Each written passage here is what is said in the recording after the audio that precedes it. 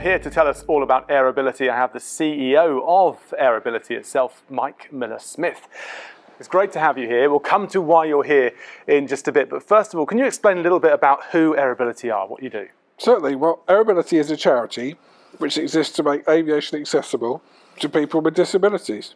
So whatever the disability, whatever the challenge, we'll get somebody flying if they'd like to, and especially adapted light aircraft, maybe even using our hoist to lift them into the airplane if they need that help, through to helping perhaps a young disabled person learn about aviation and perhaps make it a career, but also to assist the whole aviation industry to better support disabled people as well.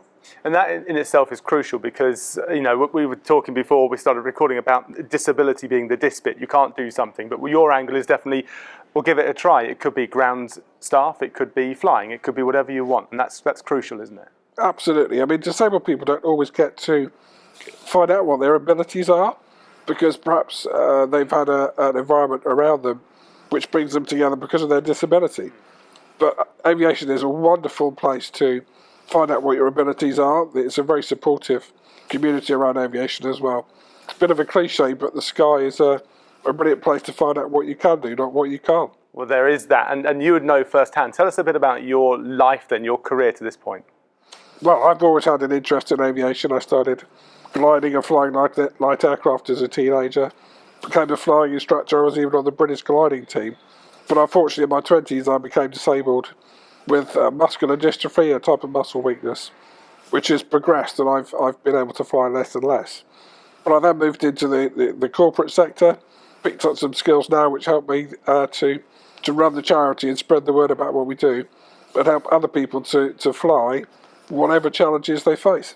Does your history, your background, and the fact that you're the CEO of Aerobility, so you have a common interest as well, but does your background and the fact that you've been where you have been, you are where you are now, does that help people identify that there are opportunities for them? I think so. You know, any disability is a challenge. Every day disabled people face challenges. We have to innovate around those challenges.